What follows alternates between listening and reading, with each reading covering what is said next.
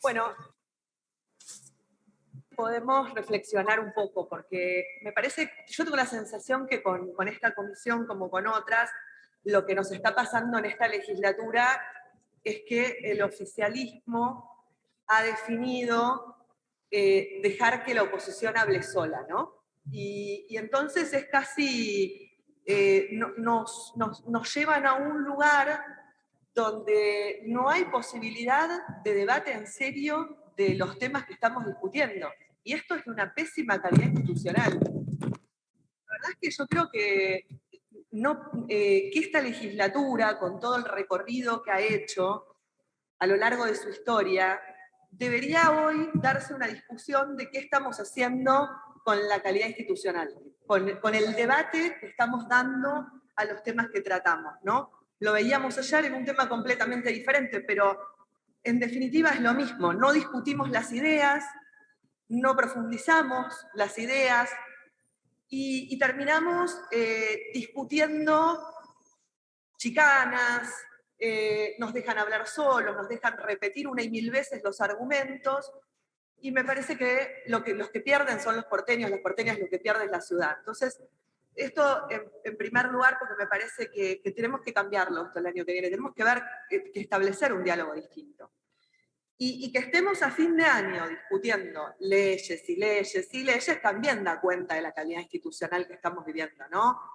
Habla de una legislatura que a los apurones salca una cantidad enorme de proyectos. Recordemos lo que fue el año pasado con la virtualidad, donde discutimos, me acuerdo, un número tan grande de proyectos que había diputados que no sabían lo que ya estaban, lo que se estaba discutiendo, lo que se estaba votando. Y eso la verdad es que me parece que como legislatura nos debería dar vergüenza. Entonces, yo creo que esto es algo que tenemos que modificar. En ese sentido, a mí me parece que de lo que estamos discutiendo acá es, en primer lugar, de la definición del gobierno de la ciudad hace mucho tiempo de que el crecimiento de la ciudad, lejos de darse a partir de una planificación que defina al Estado desde un rol planificador, desde un rol activo, que ponga en el eje a los sujetos, a los vecinos, a las vecinas de la ciudad, y que piense en construir una ciudad en función de las necesidades de los vecinos y de las vecinas, de los distintos barrios, con sus distintas realidades, con sus distintas necesidades, piensa una dinámica o asume una dinámica donde el Estado se queda quieto, convoca al sector privado y el sector privado impulsa. Y el sector privado impulsa y el Ejecutivo define cómo incentiva y cómo otorga beneficios en función ya no del interés de los vecinos y las vecinas, para ponerlo en clave de los convenios que se están discutiendo, o del caso de Costa Urbana, también del caso de Costa Salguero, no de las necesidades de los vecinos y las vecinas, sino directamente de la propuesta que le cierra al privado y que termina siendo incentivada por una excepción que votamos en la legislatura y por un beneficio que se le otorga. A ver, digo, porque a veces no lo repetimos pero no lo pensamos. Cuando nosotros le estamos dando norma, lo que estamos haciendo es promoviendo un tipo de construcción en un determinado lugar.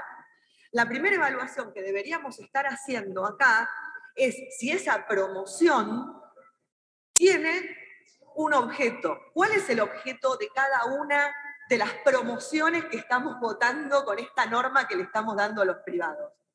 ¿Se entiende? Digo, porque todo lo demás viene después. Después discutamos las contraprestaciones, después discutamos cuánto espacio público se da en función de contraprestación. Pero lo primero que tendríamos que discutir en materia de convenios urbanísticos es básicamente, y en materia de personificaciones, ¿no? En materia de otorgamiento de norma, es entender que otorgar norma es promover una construcción de un determinado tipo en un determinado lugar que tiene que tener algunos vecinos como beneficiarios, que tiene que tener sobre todo un interés público, un interés colectivo. Y esa evaluación yo no la veo nunca, nunca la veo. Entonces digo, me parece que ese es el primer punto para analizar y para interpelar a los colegas del oficialismo, es en cada uno de estos proyectos que estamos votando, ¿por qué estamos promoviendo con este beneficio normativo este determinado tipo de construcción? ¿Para quién? ¿Para quién es? Y me parece que, para poner como ejemplo paradigmático costa urbana, digo, si uno piensa que al lado tenés un barrio que tiene, pongámosle, un 50% de ocupación y un 50% de viviendas ociosas, ¿por qué el Estado promueve un tipo de vivienda, un tipo de barrio parecido al lado, cuando parecería que lo que va a suceder es que nuevamente vamos a tener viviendas ociosas? Entonces, porque evidentemente no hay un interés o una posibilidad de acceso de los vecinos de la ciudad. Claro que no la hay, porque lo que hoy hace falta en la ciudad, ¿qué es? Viviendas, ¿para quiénes? Y para los que no las pueden pagar, vivienda social, sí, pero eso dejémoslo a un lado porque claramente acá estamos hablando de privados. Ahora, hacen falta para los jóvenes que necesitan su primera vivienda y no pueden acceder porque es inalcanzable ni con un crédito, para las familias de clase media que no pueden acceder nunca a una vivienda. Entonces, cuando se piensa en dar una norma de vuelta, para que se piense en promocionar un tipo de vivienda que se la está promocionando para unos vecinos que no la estarían necesitando, y en lugar de promocionar un tipo de vivienda para los cientos de vecinos, laburantes, que necesitan poder acceder a una vivienda? Claramente no. Entonces digo, me parece que eso es de una centralidad absoluta, porque todo lo demás en realidad ya va sobre esa premisa. Si no analizamos eso, no podemos analizar lo demás, digo. Después nosotros venimos haciendo todo un camino en esta comisión. Yo tengo en lo personal, y mis compañeros de bloque entiendo que la mayoría también, una cantidad enorme de proyectos sin tratar. Yo tengo alrededor de 13 proyectos, por ejemplo, que he presentado. Y quiero señalar dos porque me parece que tienen que ver con lo que estamos discutiendo y que estamos discutiendo a ciegas. Directamente discutimos a ciegas. En primer lugar, tengo presentado y sin tratamiento un pedido de informes donde se pide información sobre los diversos aspectos técnicos, jurídicos, legales y administrativos referidos a la convocatoria de convenios urbanísticos de proyectos urbanos innovadores, aprobada por resolución 1, y a las metodologías de evaluación del impacto urbano de las propuestas de convenios urbanísticos y metodología de evaluación de la valorización del suelo, compensación suficiente y contraprestaciones de las propuestas de los convenios urbanísticos aprobadas por las resoluciones 119 ratificada por la 37. ¿Por qué lo señalo? Porque ese pedido de informes exhaustivamente indagaba, interrogaba sobre estas cuestiones que estoy planteando conceptualmente, profundizando distintos aspectos que tienen que ver con la forma en la que se ha ido constituyendo una normativa a partir de estas resoluciones del Ministerio y de la Secretaría de Desarrollo Urbano, que son metodologías que no solo no están claras, sino que cuando llegan a la legislatura, llegan sin los instrumentos administrativos para que nosotros podamos ver realmente lo que está sucediendo. Porque también, para que lo entendamos, cuando nosotros nos llega acá, hubo un expediente administrativo de los convenios urbanísticos. Ese expediente administrativo es el que tiene las claves para poder analizar lo que estamos votando. Y nosotros muchas veces no accedemos. Digo, y por ejemplo, cuando volviendo a Costa Urbana, que es el expediente que voy a tomar centralmente, porque es el expediente que me vi obligado a observar, porque es el expediente que decidieron no darle giro a la Comisión de Espacio Público, básicamente porque la presidencia es opositora, básicamente porque las 3 veces que se discutió el mismo expediente, se discutió Solares de Santa María en otra época, se discutió en la Comisión de Espacio Público, presidida por el entonces diputado Sago, que ahora lo vamos a tener el año que viene en la casa, de la mano de Milei, pero que en ese momento era el PRO.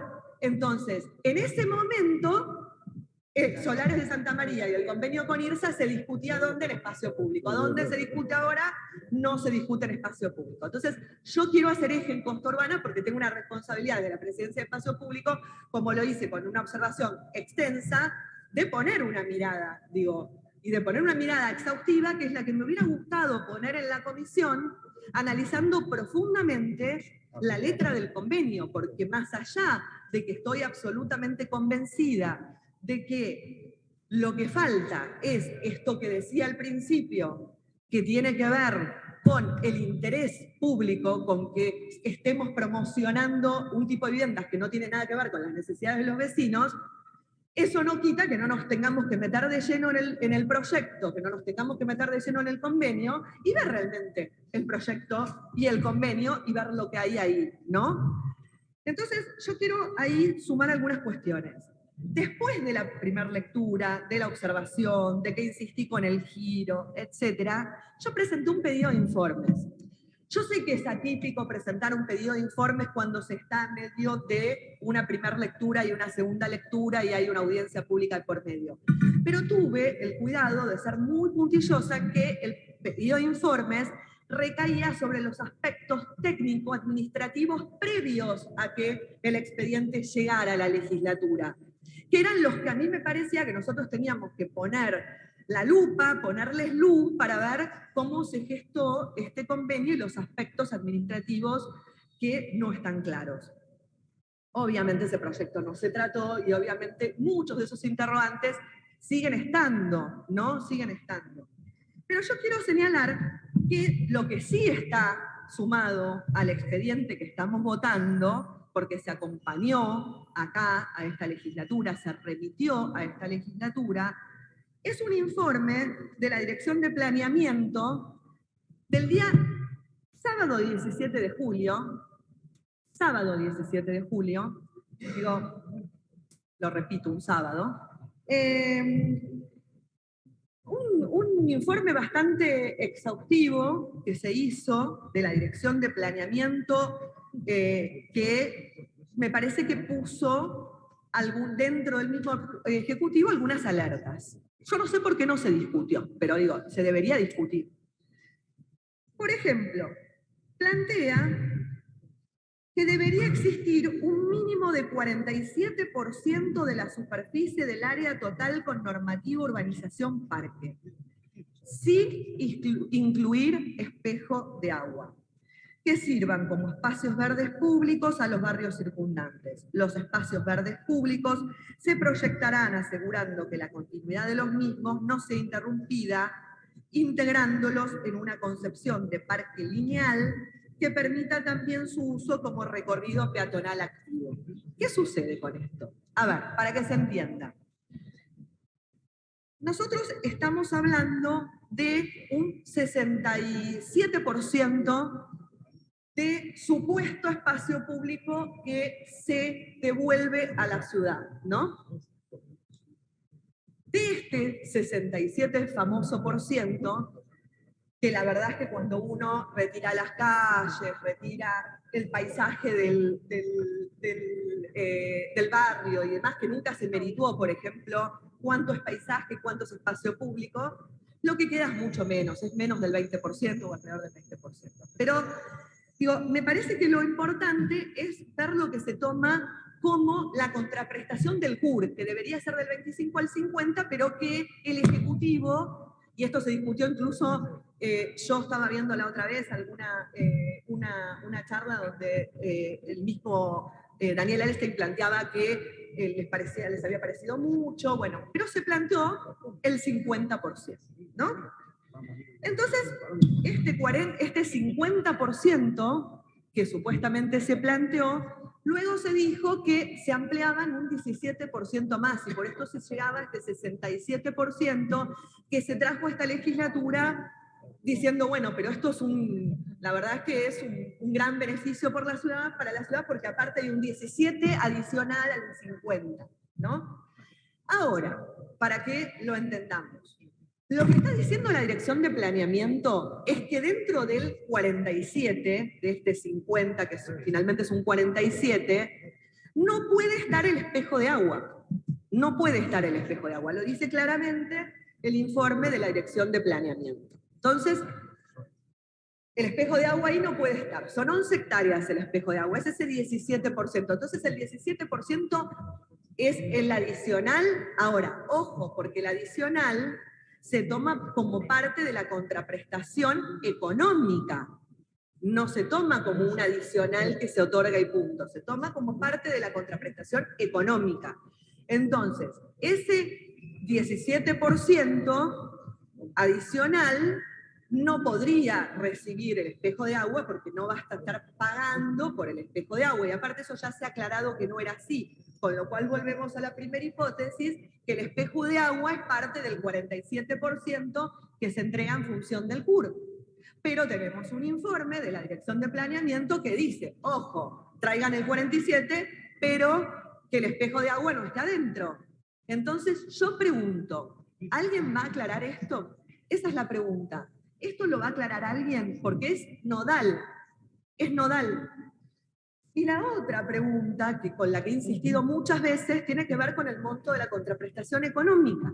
Nadie me aclara cómo es que mediante esta resolución 119 y mediante las metodologías que se incluyeron de valorización del suelo, terminamos con un anexo que incluyó dentro de la misma valorización a este terreno que a Soldati o a Lugano en lugar de asimilarlo a Puerto Madero.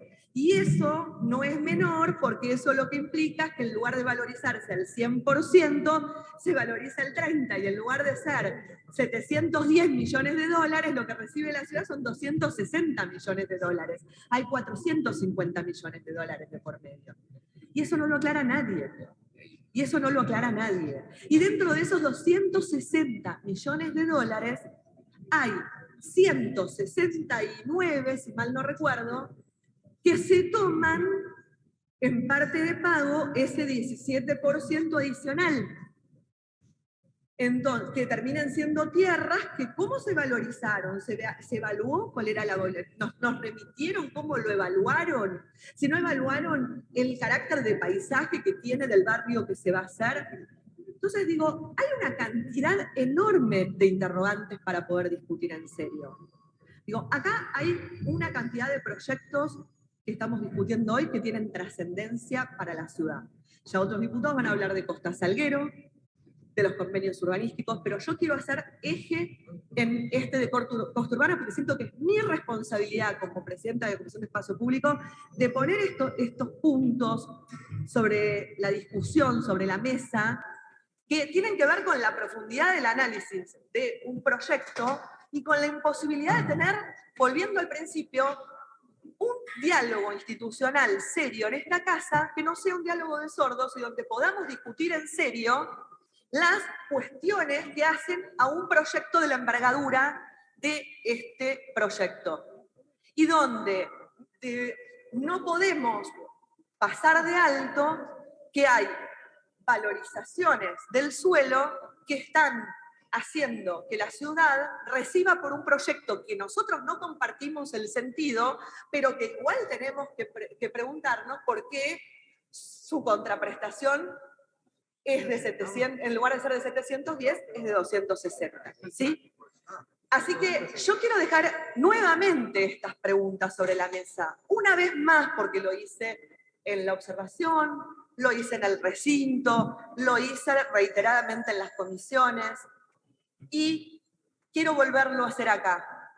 ¿Vamos a votar el proyecto de Costa Urbana sin saber si dentro del 47% que nos otorga, que nos da como contraprestación, como la contraprestación que prevé el CUR, está dentro del espejo de agua cuando hay claramente un informe de la Dirección de Planeamiento que dice que no puede estar incluido el espejo de agua? Primer pregunta.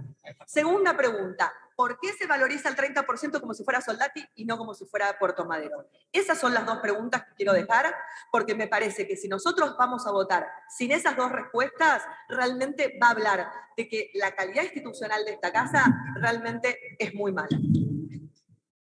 Muchas gracias,